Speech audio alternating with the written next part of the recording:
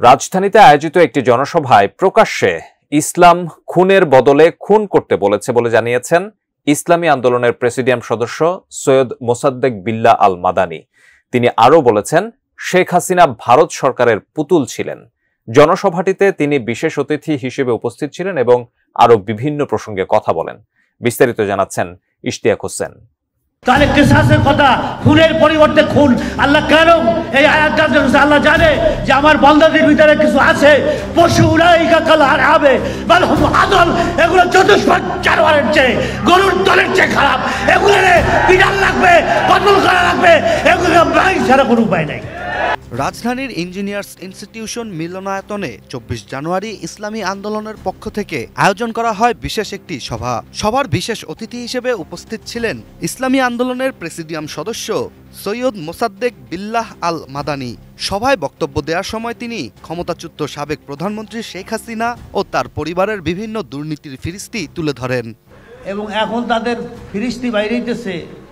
শেখ হাসিনা কত লক্ষ লক্ষ কোটি টাকা পাচার করছে, তার ছেলে জয় কত লক্ষ লক্ষ কোটি টাকা, পুতুল, তার বোন রেহানা, সব কিছু বাইরে দিতেছে।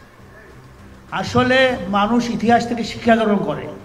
15ই আগস্ট যে তার পিতা মাতা ভাই বোন সহ সবচেয়ে মারা গেল, কেন গেল সেটা কোনোদিন চর্চা করে না। শানে নজরুল কি, ব্যাকগ্রাউন্ড কি, কেন বাংলাদেশের মানুষরাই তাকে মারল, কারণ কি?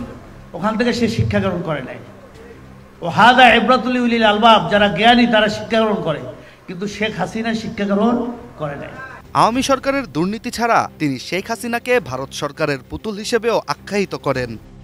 মানে দেশটারে লুটতে ফুটতে চুরি করিয়ে সব ভারতের দিকে উনি ভাগবে আর কি।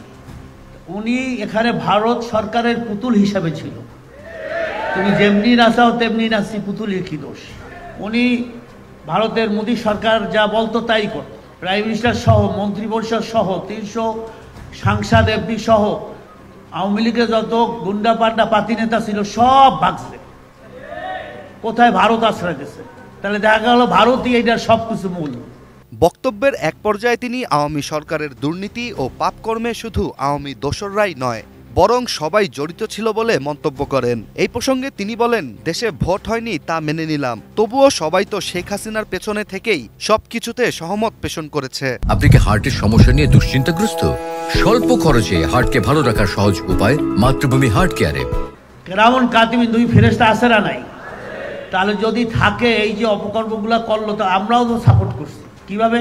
ভোট হয় না ধরলাম, 14, 18, 24 ভোট হয় না, কিন্তু তারপরেও তো আমাদের ছেলেপেলেরাই, আমাদের লোকজনরাই, এই প্রশাসনের লোক সহ সব জায়গায় তারা এই হাসিনার পিছনে থেকে তার অপকর্মগুলাকে সাপোর্ট করে গেছে। কি করছে, কি করে নাই? তাহলে এখানে আমাদের ভূমিকা আছে না? এখানে আমরাও দায়ী। এখানে যখন জঙ্গলে আগুন লাগে তখন কিন্তু কাঁচা পাকা সবই পড়ে। এই অবস্থা আমাদের দেশের হয়েছে। আমরা সবাই কিন্তু নির্যাতিত, বঞ্চিত, বৈষম্য শিকার হয়েছে।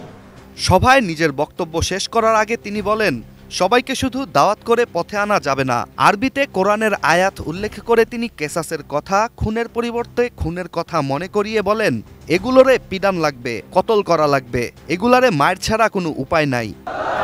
ইসলামের বাংলাদেশ মদিনায় যাই দেখেন, মদিনার জীবন আমাদের বাংলাদেশে অনেকে দাওয়াতি কাজ করে, কিন্তু মদিনার 10 বছরের দাঁত ভাঙ্গা রাসূলুল্লাহ সাল্লাল্লাহু আলাইহি ওয়াসাল্লামের, যে তার দাঁত শহীদ হয়েছিল, মাথা থেকে রক্ত পড়েছিল তাইফের ময়দানে, তিনি মাইর খাইলেন এই দিন প্রচার করার জন্য।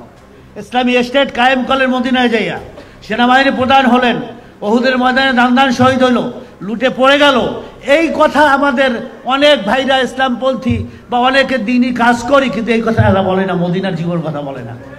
খালি আপনার 13 বছরের মক্কার জীবনের দাওয়াত দাওয়াত দাওয়াত। আচ্ছা, দাওয়াত দিয়ে সব মানুষ হেদায়েত হবে? বলেন, হেদায়েত হবে?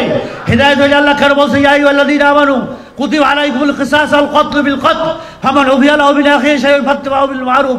তাহলে কিসাসের কথা, খুনের পরিবর্তে খুন। আল্লাহ কেন এই আয়াতটা দিয়েছে? আল্লাহ জানে যে আমার বান্দাদের ভিতরে কিছু আছে, পশু উলাইকা কাল আরআবে বাল হুম আদল, এগুলো চতুষ্পদ জানোয়ারের চেয়ে, গরুর দলের চেয়ে খারাপ। এগুলোরে বিধান লাগবে, কতল করা লাগবে, এগুলো ভাই ছাড়া কোনো উপায় নাই। এগুলো দাওয়াতে ফিরবে না। এইটা দলিল। সবশেষ দলের সব নেতাকর্মীদের উদ্দেশ্য করে নির্বাচনের জন্য প্রস্তুত হতে বলেন তিনি। তার বক্তব্য, দেশের মানুষ তো সবই দেখেছে, এবার ইসলামের বাংলাদেশও দেখবে। আপনারা দেখছেন 19 দফা, 18 দফা, 6 দফা, সোনার বাংলা, সবুজ বাংলা সবই দেখছি আমরা। এবার একটু আমরা সবাই ইসলামের বাংলাদেশ দেখতে চাই। Ishtiaq Hossain, ATN news.